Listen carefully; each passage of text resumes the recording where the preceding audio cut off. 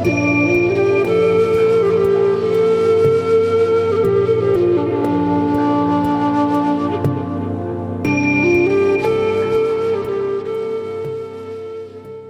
Anxiety Slayer podcast is sponsored by BetterHelp. Are stress and anxiety interfering with your happiness? Have you been considering seeing a therapist, but you're not sure where to start? BetterHelp will assess your counseling needs and match you with your own licensed professional therapist so you can start getting the support you need online in under 24 hours. Special offer for Anxiety Slayer listeners: get 10% off your first month at betterhelp.com/slayer. That's betterhelp.com/slayer. Welcome back to the Anxiety Slayer podcast. I'm Shan Vanderleek, here with my wonderful friend and co-host Ananga Sivir. We come together weekly to share a powerful collection of supportive techniques for anxiety relief. And this month, April, is the month for stress awareness. Stress Awareness Month has been held every April since 1992 to increase awareness about the causes and solutions of modern day stress. And certainly we are all facing higher levels of stress, probably than most of us ever have during this pandemic. And we're here for you and we hear you, and we're rolling along the best we can as well. And today we're going to be offering you tips and suggestions to help you move away from stress. Welcome back, Ananga. Hey, Shan. Here we are, Stress Awareness Month. It feels more like Stress Awareness Year. Yeah, I think we're all very aware of the stress. We're all feeling it. I was talking with a neighbour yesterday, and we were just sharing how it's been over the last few months with the loss of connection with loved ones during this pandemic, concern for loved ones. We've all got something a little different to share, something in common that we've all been going through, but our individual experiences within that are, of course, very different. And stress is one of the great public health challenges of our time. And it still isn't being taken as seriously as physical health concerns, even though we know that stress is a significant factor in mental health problems, including anxiety and depression. But it's also linked to physical health issues like problems with our immune system, insomnia, and digestive problems. Individually, we need to understand what's causing our personal stress and learn what steps we can take to reduce it for ourselves and those around us. And that's what we plan to do today. That information that I just shared with you is from the Stress Management Society. And I think there's some really interesting wording in there where the information says it's not being taken as seriously Yeah. as physical health concerns, even though it can often and very often is a precursor to physical health concerns, but also the wording that individually we need to understand what's causing us personal stress and learn what steps we can take to reduce it for ourselves and those around us. There's so much in that one paragraph. Of course, Ayurvedically, the emphasis really is on proactive self-care, looking at how things are affecting us and reclaiming our peace and our health as best we can, which is what we're going to be talking about today. But also looking at the overspill of stress, how our stress affects those around us and how everyone's stress is feeding back on others. So it really is something that needs stepping back from and looking at how we can manage stress better and reduce its impact on our sleep and our mental well-being and our health. I think it's also important that we be as gentle with ourselves as we possibly can during this time, and that we don't judge ourselves too harshly when we might be a little frazzled, or we might be a little short-tempered, or things might trigger us a little bit easier. I just bring up those three things because I've noticed that in my own household, where we are responding or handling things just a little bit more stressfully, if that makes sense, than we would have in the past, just because there's so much more that we're juggling. And so in the case of my marriage, Tom and I are making sure to let each other know when we get a little bit too crunchy with each other. And be a little bit more loving, a little bit more kind, a little bit more aware that whatever's coming out is generally not intended, and to correct it as quickly as we can and to move on, not to hang on to it and feel bad about it, but to realize that there is a lot going on.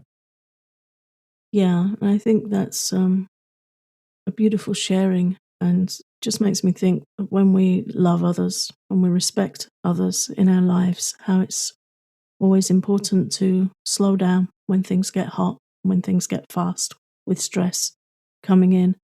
And part of love and respect is to be aware of the impact of our outpourings on others.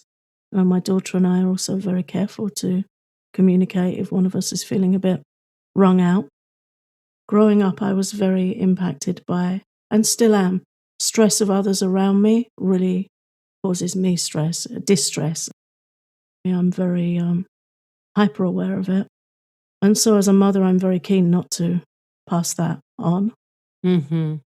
When we talk about stress awareness, it can be very internal. How are we experiencing stress and how is it overspilling from us? And to really take care to look at that and put the fire out before it really gets going. And there's so many causes all around us that we dance with that increase our levels of stress. The expectation to always be available, the mind getting exhausted by all of this. So let's dig into that expectation to always be available first. When I think about the our mobile phones, our cell phones, and how that has changed. Do you remember? I mean, we're going to date ourselves, but remember when a fax machine seemed like that was Yeah. the expectation to always be available? Well, you know, the fax machine has nothing on cell phones, texting, and social media. We get sucked into this vortex of feeling like we need to be and can be reachable anywhere and anytime. And that if we're reachable anywhere and anytime, then we have to be available anywhere and anytime. And with that increased connectivity becomes even more and more expectations to always be available. I'll watch this with my husband sometimes. He's on call at work more often than I like. And has an expectation now of himself to always be available, even on the times when he's not on call, because it's become so ingrained. And so, whether it's work related or social, there's an increased expectation that once we're contacted by somebody, we should respond right now, immediately. And sometimes it's not even the other person that's applying the pressure, it's us. We're the ones putting that pressure on ourselves. Like the example I just shared, because we get into this cycle of, oh, well, there it is. I'll answer it. There it is. I'm picturing myself like at a fair where they have that little whack-a-mole game, where you're just like, okay, I'm taking care of you and I'm taking care of you and what's Right. next? And so that puts you on high alert. Yeah, and actually, that's a really good visual reference for me because those things are always popping up and needing dealing with. And I think um, for me, with the technological sort of speed up we've had, I sometimes find it quite hard that you don't get a sense of completion. Mhm. And I feel like if you're working in a garden, and I often say this, like building a wall or doing something manual and simple and outdoors, at the end of the day, you can step back and say, look, I did that. Whereas when you're working with computers and technology, you're never really done. No, the inbox is never empty, really. And I think that's where boundaries have to come in, Mhm. where we have to get to a point where for that day, it's time to walk away. It really feels like there's so many tabs open in our mind, and it can be hard not to do the next thing and the next thing because you want to feel that sense of completion that's not always Right. available. So we have to give it to ourselves. We have to have that boundary where we say, okay, for today, that's that, and now I'm going offline. Right. Scheduling downtime is incredibly important. And as you know, I've been doing that for years because it saves me. It keeps me in a joyful, happy place when I have spacious time, spaciousness, and don't have to be connected with the electronics and so on. Also, I think setting a curfew as well, contact curfew, where we have our phones and devices switched to do not disturb, at a certain period of time, or maybe you pick a time in the evening where that's it, and you don't look at your phone again until the next day, or you're offline until whenever. I realize it's different for everyone, but once you start doing that, once you start creating those boundaries and setting that curfew, if you will, it becomes easier and easier. And then you're doing yourself such a service. You're giving yourself the gift of being able to relax, because we get super, like, we never come down from that being in the flow of that conversation, communication. You've done it, I've done it, where you're just looping around. You fall down this hole, the rabbit hole of clicking from Facebook to Twitter to Instagram to this blog to that thing, and then before you know it, and then that doesn't even include the people who are contacting you or the work you need to do. Yeah, It's just too much. It's all too much. it's full on. And I think it's important that we all individually find what works for us. Mhm. I would like to put all my devices on airplane mode at a certain time, or I have a VIP setting on my phone where a handful of people can reach me if they need to. But my phone's never in my bedroom with me. It stays in the lounge in the evenings, and it flips over onto Do Not Disturb around 9 p.m. Mhm. And I have a landline just for my mother, um, who's who's 80 and likes to feel that she can get in touch with me. So the landline is for her alone. I don't make outgoing calls on it. It's just there for her if there's an emergency and she needs to get in touch. And Yeah. about 52 random people who'd like to scam me. Yeah, right. So that's really unfortunate because you're just keeping the landline for Ma. But even there, I'm looking at getting a phone that filters that kind of stuff out. So, we need to make those practical steps of filtration where only the necessary, as much as possible, only the necessary is coming through to us, but also in our minds and in our self care and self respect that we can set these boundaries. And it's okay to say to our friends and family, I'm fine, I'm going offline, and to give a way that they can contact you if there's an emergency and they need to. Mhm. We can set those boundaries and let people know Yeah, we sure can. I'm here if you need me, but I'm not always going to pick up my phone because it drives me loopy. Yeah. I have a friend who's come off everything. If I want to contact her, I have to text or call. And I really respect that. She's come Yeah. off all social media. Well, and that was her choice, and in her best interest. I have a couple of clients that I work with that are off social media as well. Hmm. And good on you if that's what you need to do. I'm not sure how much I would be there if it weren't for my businesses, if it weren't for the work that we do. Yeah.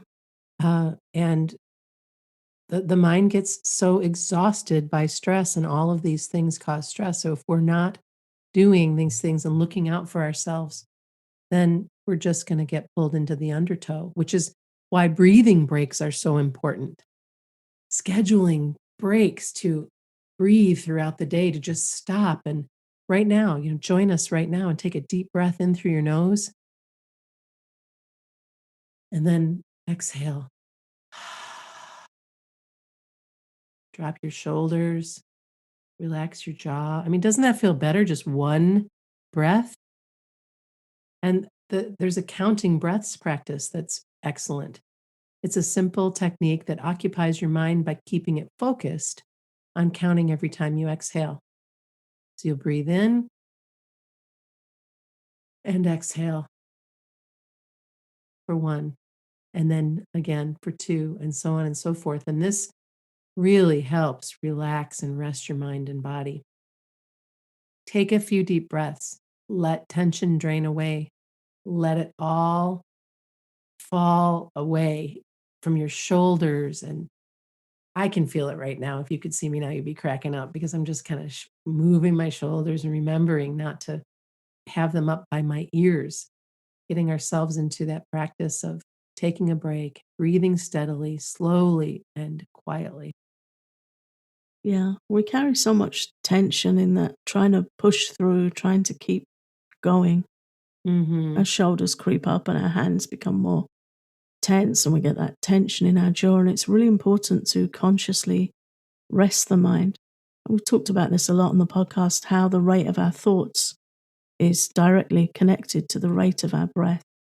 So when we're stressed and we're rushing and we're pushing through, our breath becomes shallow, our body becomes tense. We get this Mm-hmm. constriction in our chest.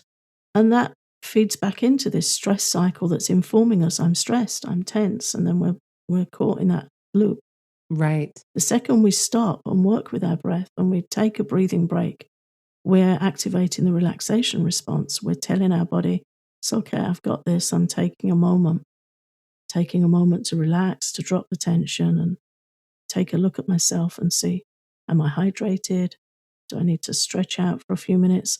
And we are allowed to do that. We do have permission to stop and take these breaks. So it can be really helpful to schedule some breathing breaks during the day just to reset that tension, relax that tension, and just check in. And it's surprisingly effective to do that. And it is, even if it's just for, 3 or 4 or 5 rounds of your breathing. Join me now. Let's do a counting breaths practice. So I invite you to just inhale and exhale naturally, just a few times. Get yourself relaxed, comfortable, feet on the floor. If you're sitting down, make sure that your back is nice and straight. If you're lying down, just allow yourself to be as comfortable as you can, breathing naturally. Now inhale and count 1 to yourself as you exhale. Inhale again, and the next time you exhale, count 2. On the next exhalation, count 3. And continue this until you get to 5. And then you can begin a new cycle, starting again with 1 on your next exhalation. Check in with yourself and see what you need. 5 might be plenty, or you might want to go for another round of 5. Just watch your breath and try to breathe deeply and steadily until you've counted to 5, and then begin again. If you have the time, you can carve it out. We recommend that you repeat this cycle 5 times for a total of 25 inhalations and exhalations. Again, you're just counting your exhalation. And then just notice how you feel. Nature gazing is also something that both you and I do quite a bit. You were just out in nature yesterday, and I am out as often as I can be as well. Just allowing for a short period of time a day, it could be 15, 20 minutes a day, to walk or sit in a place that makes you feel connected and grounded with nature. Just doing this will lower your stress hormone levels and make you feel so good. I walk to the post office each day, and that's about a 20-minute walk. And along the way, there's some beautiful trees, and we're starting to see some grass. And yesterday, I noticed the little crocuses popping up and the snowdrops. And this is a priority for me, to just walk and notice and be in that space. And it's just become a part of my self care routine. Nature gazing helps us relieve stress, anxiety, helps us get better sleep, helps us digest our food. And all of these things are so important to live the healthiest and best life we can, and to have a calmer mind, and to be in a place of understanding that, when I get outside, when I do these breathing practices, when I set boundaries for myself, all of this makes a difference, and all of this contributes to my better health. Yeah, and only we can do it for ourselves. True. And often when we're stressed, we don't take care of ourselves. We don't prioritize self care because we say we're too busy. Well, that's all very well for some. I don't have time. We have to make the time for these things. I was just reading this morning a report in a medical journal where they did saliva swab tests on people that were suffering high levels of stress, and they called it a nature pill. They were getting people to prescribe times in nature, 15 to 20 minutes in nature, and then taking this swab and showing the stress hormones coming down. Wow. That's for the pitta folk out there. Yeah. Those intelligent, fire-minded souls. Yeah, I know who you're talking to. But it's amazing. So sometimes, we read this stuff and we think, yeah, but I'm so stressed. And the response to that is not that it doesn't work. It's just that we need to do it more. And we need to do it over time. And it needs to become a practice. After the break, we'll share how shifting your focus on where you spend your energy can transport you away from stress and anxiety. Today's Anxiety Slayer podcast is sponsored by BetterHelp. Are stress and anxiety interfering with your happiness and preventing you from living your best life? There have been a few times in my life where I've needed some extra support and wish I'd had an option for online support. BetterHelp will assess your needs and match you with your own licensed professional therapist. To be clear, BetterHelp is not a crisis line. It's not self-help. It is professional counseling done securely online, and their service is available for clients worldwide. You get timely and thoughtful responses, plus you can schedule weekly video or phone sessions so you don't have to leave your home. It's more affordable than traditional in-person counseling, and financial aid is available. You can start living a happier life today. Special offer for Anxiety Slayer listeners. Get 10% off your first month at betterhelp.com/slayer. That's betterhelp.com/slayer. Let's talk about shifting our focus and how we can make choices and where we actually spend our energy. I think it's really interesting that as you put these notes together for us, Ananga, that you brought up the 7 Habits of Highly Effective People by Stephen Covey. I had just been thinking about this book. It's still one of my very favorite books that I ever read many, many moons ago. This book's been around for a while. And I used to teach and pass forward this circle of influence and concern that you put in our notes today. And it just cracked me up because it came into my field of consciousness probably about the time you were creating the notes. So there are no mistakes, right? Yeah, I remember reading this book many moons ago, and I had some friends that were facilitators for teaching 7 Habits and learned a lot from them. And the teaching that really stuck with me is looking at this circles of influence and circles of concern. Very often with stress, we become overwhelmed. We're on autopilot. We become reactive, and everything just feels too much.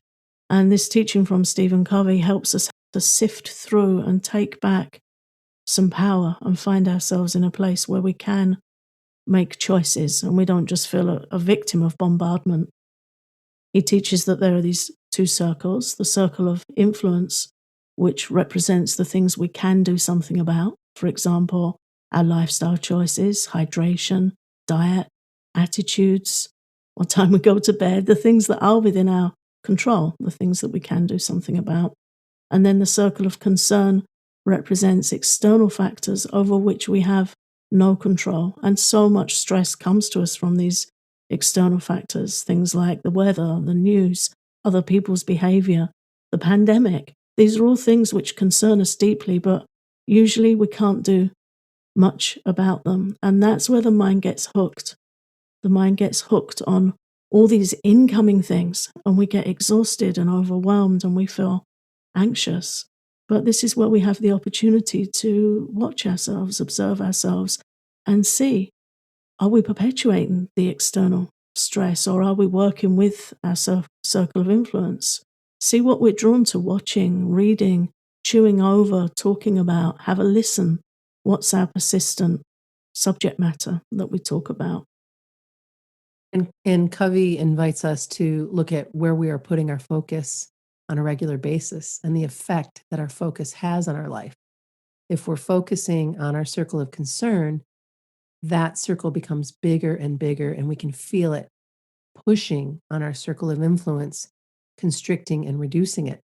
But if we focus on our circle of influence and put our energy behind the things we can do something about, then our circle of influence grows as we work with what we can change and learn to re empower ourselves by making better and better decisions, better lifestyle choices. And it's just amazing how this works. It's been something I've been practicing for years and years, and it is really very powerful. If we give our energy to external concerns, they will restrict and oppress us. Instead of growing, we'll be stunted. But by focusing on what you can control, right? The circle of influence, we become more effective in absolutely everything we do. Yeah. And how we focus has a direct effect on how much we experience stress. So very often we'll get caught up in the external stuff coming in Hmm. and we get tired and we get overwhelmed, but we have that opportunity to pause and say, oh, I'm getting out of balance here. I'm feeling too much incoming. It's going to happen, but we have the opportunity to course correct. When we focus on external factors that we can't control, we become stressed and we waste time and energy fighting them, objecting to them, thinking about what we don't like, talking about what we don't like, and we get blown about by that kind of external stress and we get blown off course. But very often, these are things that we can't do something about, and then we become outraged or we feel a sense of injustice. Often we become frustrated and we become exhausted and increasingly anxious. So when we shift our focus to the area where we can do something, even if it's a tiny something, a small something, it's empowering. And that's a step in the right direction. And here's a quick exercise that can help you find out where you're putting your focus and spending your energy. It's called stress sorting. I invite you to get a piece of paper and a pencil and draw a vertical line down the middle of the page from the top to the bottom. If you need to pause the podcast, go ahead and do so and then come back. And what you're going to do is label the left column outside and the right column inside. Very simple. Put some relaxing music on, maybe something about 3 to 5 minutes long. And for the duration of that music, just sit with your pen and paper, pencil and paper, and list your concerns, dividing them into the left and right column, the outside and the inside problems and issues that you're facing. If you're not sure what goes where, ask yourself, is this something I can do something about? And if you can, that goes in the inside column. If you can't, write it in the outside column. And when your time's up, just sit with your list and start looking through the inside column for areas that you can start taking action on. Choose a small starting point that you feel you can take action on quickly and note it down. Gaining clarity on the areas where we can take action and then taking that action is an important part of recovering from stress. All kinds of things can go in either column depending on what we're going through on any given day. But just finding that small starting point where there is something we can do is really important in stopping the mind becoming low as well. To have Mhm. that proactive spirit, something we can do to take action. And I would love it if our listeners share in our private Facebook group, how are you taking care of yourself? What have you identified that you're going to do something about? And what are you doing? It's really helpful to give each other support and give each other ideas. And the stress organization that we referenced earlier have a challenge throughout April where they invite people to share what they're doing throughout the month of April each day to take care of themselves and to reduce their stress. And I'd love it if that was going on in our group and everyone shared a little something that they're doing each day and how they're doing with that. Each of us has the power to choose where we're putting our energy and attention, and we have the right to change it at any time. Thank you so much for listening to Anxiety Slayer. If you love our podcast, please consider exploring our Patreon for loads of Anxiety Slayer extras for calming anxiety, including exclusive posts, guided meditations, tapping sessions, popular episodes from our archives, and so much more. You can learn more at patreon.com/anxietyslayer.